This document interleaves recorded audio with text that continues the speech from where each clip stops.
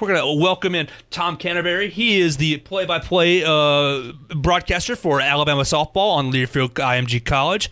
And so, Tom, welcome. Thanks for joining us. Welcome in. Absolutely. Thanks for having me. Yeah, no problem.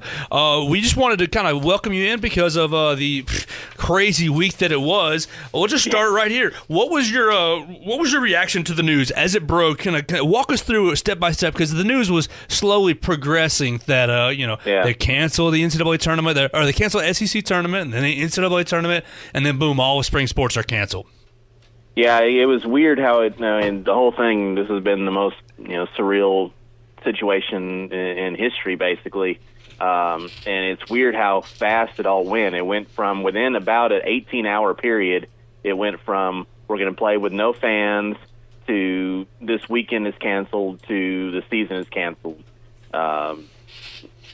Within a day, and it was just it was all surreal. It was like getting punched in the gut, really, when you look at it, because you felt so bad for the players, the coaches, the fans, everyone involved in the program, that everything that you work for is just kind of ripped away from you in a matter of hours, and whether it's the right decision or not, it certainly looks like it is the right decision at this point.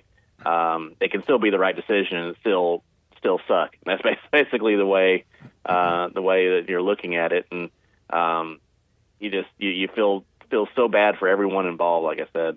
Hey, Tom, it's Jacob Harrison. Along with Joe Gaither, we help produce those softball games with you. And absolutely. You guys do a great job. We appreciate it. I appreciate it. You're excellent at what you do as well. And, I know that Gary Harris has had a few play-by-play guys on as well. So, and having done that myself, I understand that, it's one of those things where it can put you in a real bind if there's no games.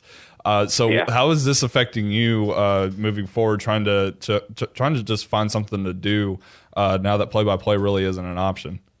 Yeah, well, fortunately for me personally, it wasn't my only means of income.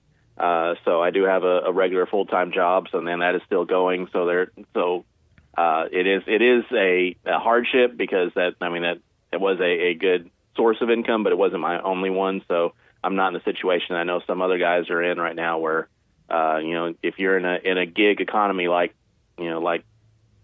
broadcasting is at times, if the games don't happen, you don't get paid. So I understand there's a lot of people that are really hurting right now because of that. And it's a little bit it's a hardship for me, but overall, I'm in an okay spot. So the season, the girls were 14-8, and they just finished their first SEC series when the cancellations came down. Can you talk about how the season went with the ups and downs of the year, and where you think maybe it was heading, like if they were getting on track, and maybe what the team was kind of building towards? Yeah, it was kind of a roller coaster of a season. Part of that was because Alabama was playing one of the toughest non-conference schedules I've ever seen. It seemed like every game you were turning around and you were playing a team that was in the World Series last year, or they're in the top 15, top 10. Alabama played the number one team a couple times this year, and they were different teams.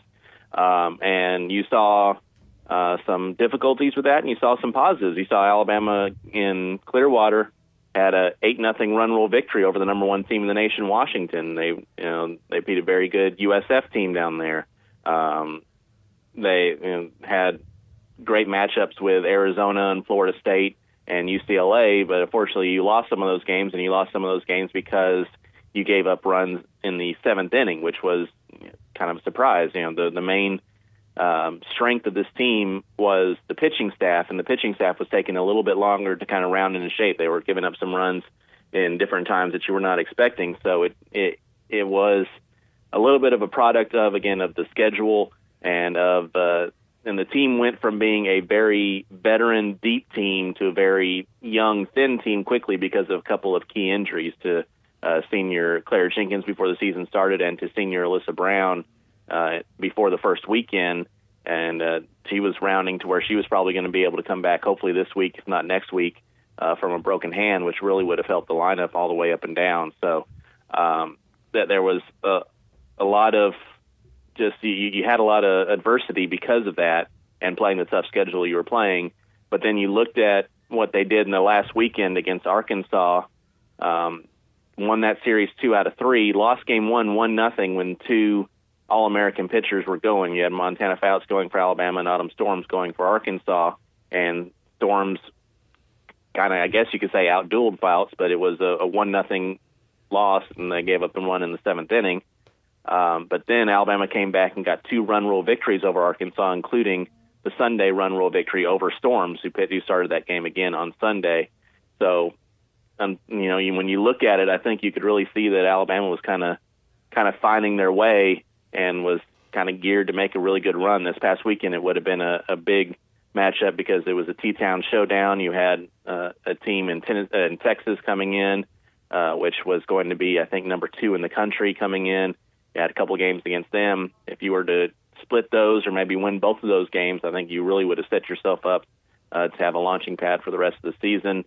Montana Fouts, part of the issues with her was that after she was in the trials for Team USA, she kind of shut it down. So her off-season conditioning program, a lot different than the way that it normally was.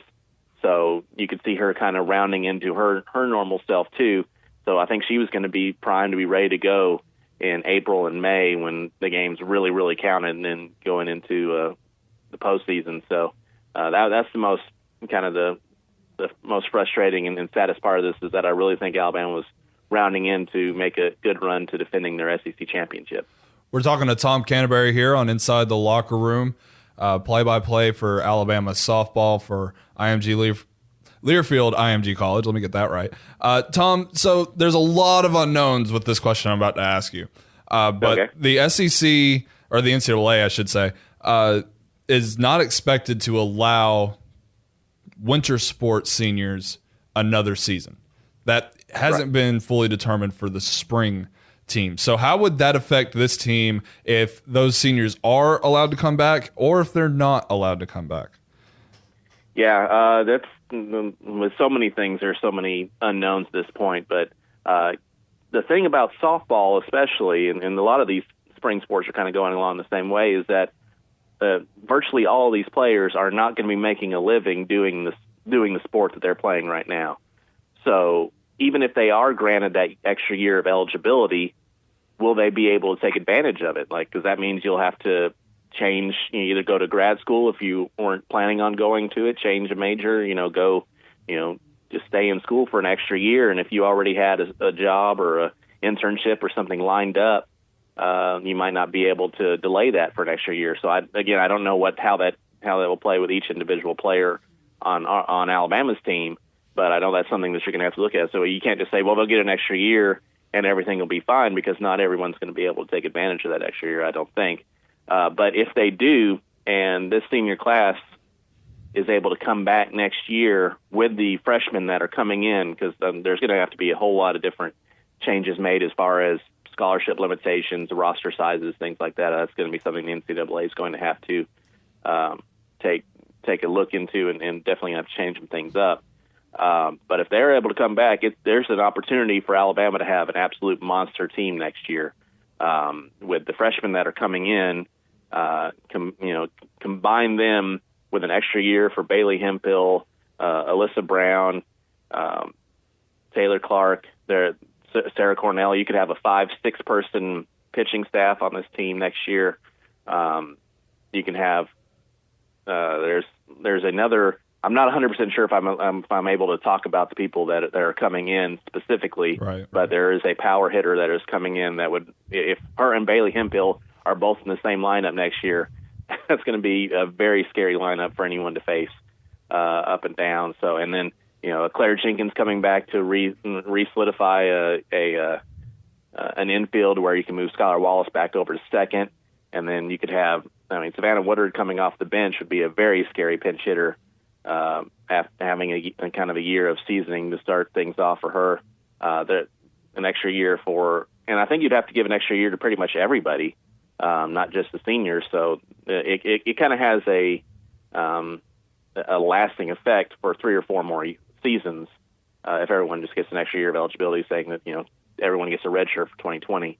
And I think that's probably the most fair thing that you can do if you're the NCAA. Again, this year you're going to have to change scholarship limitations and things moving forward, at least for a few years. Tom, just want to touch base and see, have you talked to any of the players or to Coach Patrick Murphy about the cancellations, and if anyone is leaning towards, trying to push for that extra year? I haven't talked to anybody real specifically about it, but from what I've been able to gather, most of the players that are very excited about, having that extra year. So I have not heard of anybody that said definitely they would not come back. So again, that's good. But when you look at it, Alabama obviously won't be the only one to be able to take advantage of that. There's a lot of teams that will end up having monster teams next year if everyone comes back. And another thing to look at is that there were a lot of players that were missing this season because they were playing on Team USA for the Olympics. So if those players come back next year, like imagine UCLA's team that has an extra year with all the players they have, plus add Bubba Nichols and Rachel Garcia back on the team. That's an all-star lineup. So there's going to be a lot of teams that are going to be in that situation. Well, Greg Byrne did say yesterday on his conference call that he's in favor of giving everyone an extra year, not just the seniors. I want to get into something else he talked about yesterday. He talked about the SEC championship. Alabama was scheduled to host the SEC championship after the renovations of the Roadhouse, and he said it would not be 14 years before Alabama would have to host it again. They would not have to wait the entirety of a full cycle to host it again. Right. What is it like? How excited were you, and how excited do you think the city was to host that event? Oh, it was massive. You look at what the ticket sales already were. The push from Patrick Murphy was we wanted a full house for every game, not just Alabama's games. And the way the tickets were selling, that definitely looked like that was going to be the case. It's just the way that the rotation works for hosting the SEC tournament is basically alphabetical. And it'd come back around for Alabama to host this year, and then I believe 2021, then it would be Arkansas. Sometimes it gets flipped around based on facility upgrades and different things. I know like Tennessee and Missouri flipped theirs a couple of years ago because Missouri was building a new stadium and things like that. So it can be switched out. But I don't know if it's locked in for Arkansas next year, if they'll just push everything back 1 year. I don't know, but it was definitely going to be a huge deal in Tuscaloosa. And last time Alabama hosted the SEC tournament, that was 2012, which was the year Alabama won the SEC tournament and then went on to win the national championship. So it was all kind of coming into place. You had that. You had the Team USA matchup here on March 31st in Tuscaloosa. It was just going to be a great couple of months of softball here in T-Town. It's unfortunately not going to be able to happen.